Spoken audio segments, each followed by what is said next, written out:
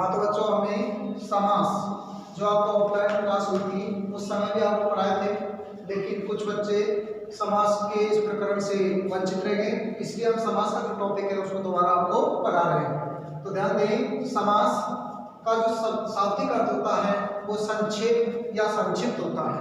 संक्षेप का मतलब होता है एक छोटा रूप। समास शब्द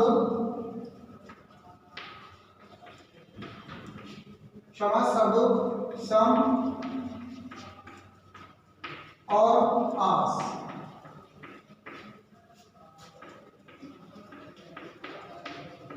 नामक दो शब्दों से मिलकर बना है जिसमें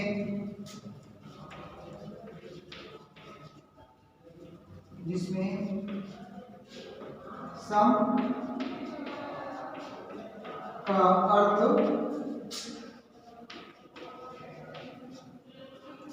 पास पास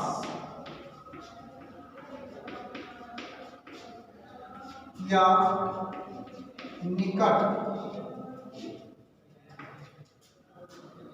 जबकि आस का अर्थ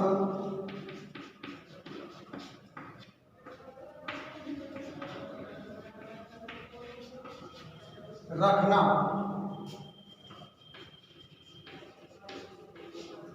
या बैठाना होता है। बैठाना होता है।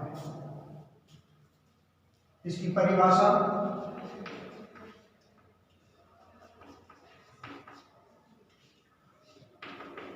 होगी इसकी,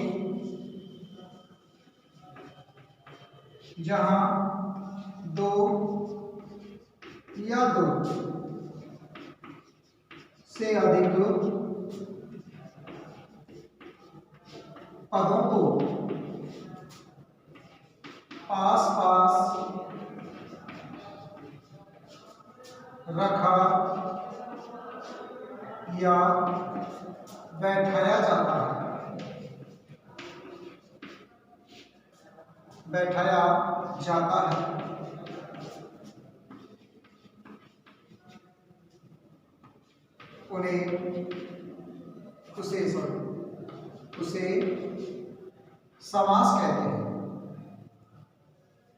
उसे समास कहते हैं।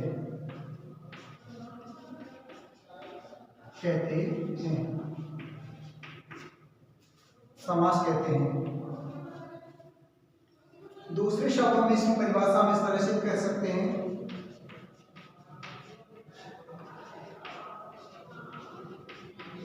दूसरे शब्दों में इसकी परिभाषा होगी दो या दो से अधिक पदों के मेल या संयोग को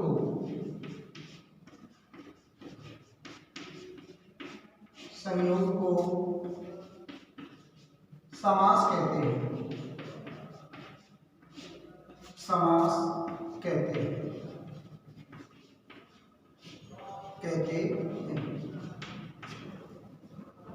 जैसे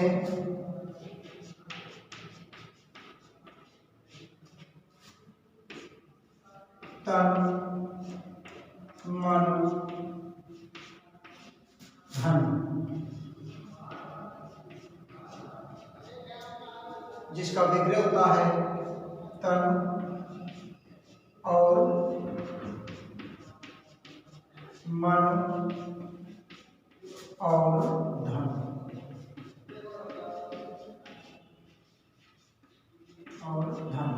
ध्यान दें, समास की जो परिभाषा है उसमें हमने दो या दो से अधिक पदों की बात की है। जबकि समास में वास्तविक रूप से पद कितने होते हैं?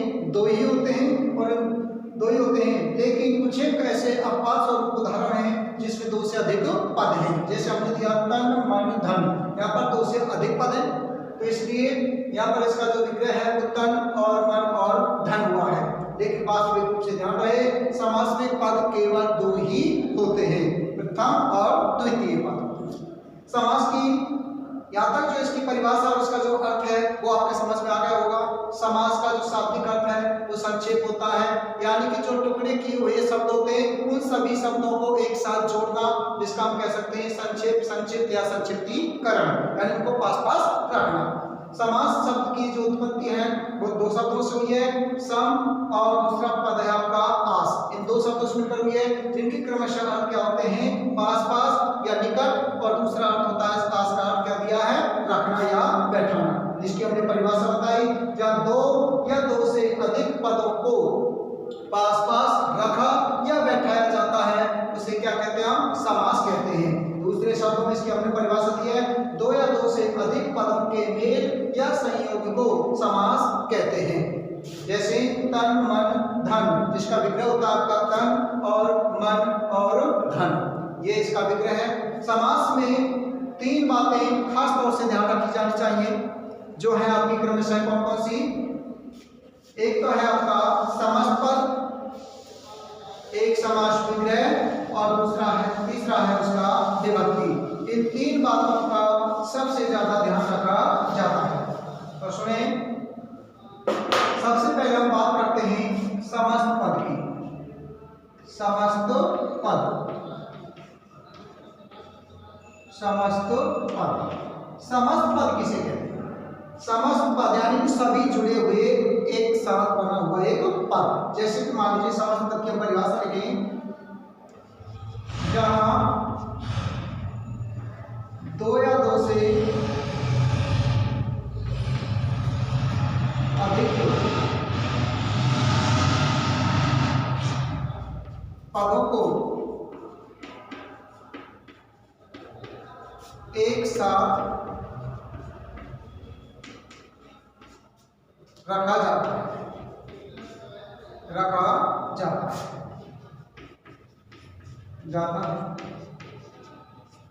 या इसका दूसरे शब्दों में परिभाषा क्या कह सकते हैं? सभी जुड़े हुए पद या 2 पद जो आपस में जुड़े हुए होते हैं वही क्या आपके समस्त पद है। जैसे उदाहरण के लिए हस्तलिखित, ये आपका क्या है? समस्त पद है। इसका हमने क्या कर दिया? इसको अलग रूप में लिख दिया, हस्त से लिखित, हस्त से लिखित। ये अलग अलग कादो पद हुए पड़े, लेकिन इन अलग अलग किए हुए पदों को हमने एक साथ रखा है, तो यह आपका क्या बन गया? समस्त पद बन गया। बोले तो हस्तलिखित, क्योंकि समस्त पद बनाते समय जो समास विग्रह में आपके विभक्ति और अन्य जो पद दिए हुए होते हैं उन सभी का क्या हो जाता है? उसमें लोप हो जाता है, लोप हो जाता है, तो वो बनता आपका पद, समस्त पद। दूसरी इसके शब्दों परिभाषा लिख देते हैं हम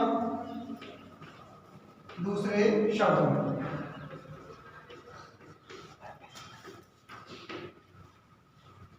दूसरे शब्दों में परिभाषा है इसकी, दूसरे शब्दों में जहां समस्त पद बनाते समय, समस्त पद बनाते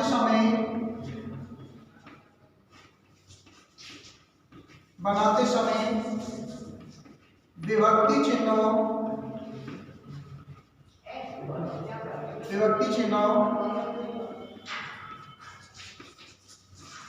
और अन्य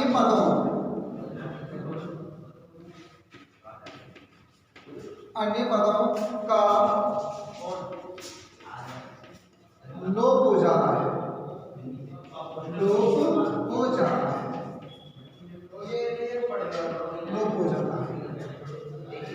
दूसरी बात करते हैं हम किसकी? समास विग्रह, समास समास विग्रह किसको कहते हैं? जब समस्त पद तो अलग अलग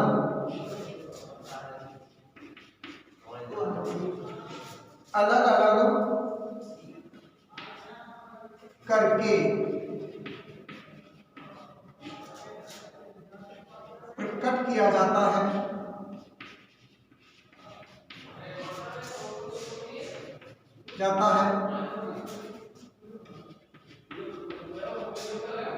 उसे समास विग्रह कहते हैं। ये नंबर जोड़ देंगे तुम, नंबर जोड़ना है ना, उसे समास विग्रह कहते हैं।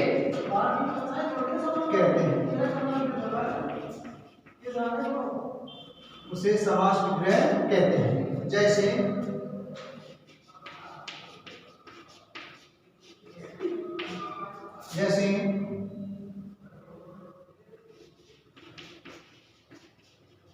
अकाल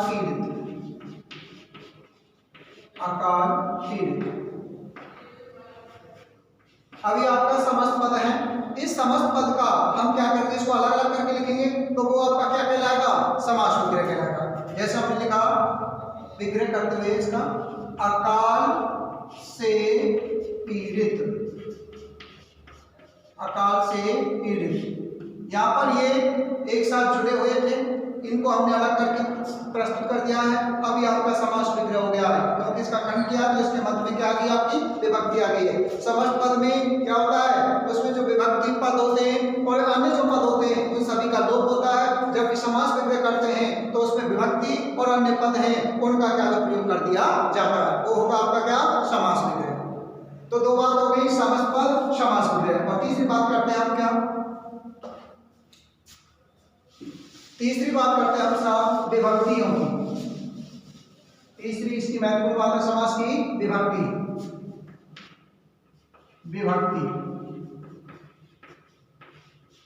विभक्ति किनको कहते हैं?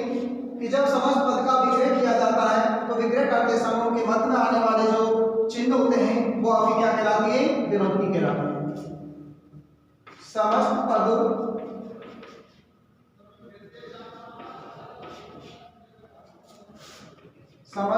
पदों का विग्रह करने पर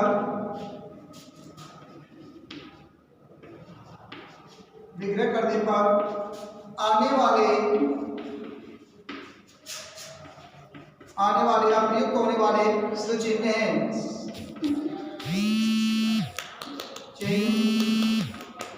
विभक्ति चिन्ह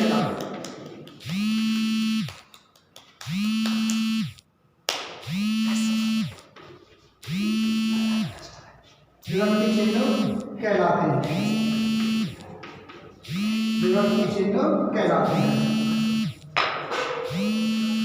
विभक्ति चिन्ह कहलाते हैं। जैसे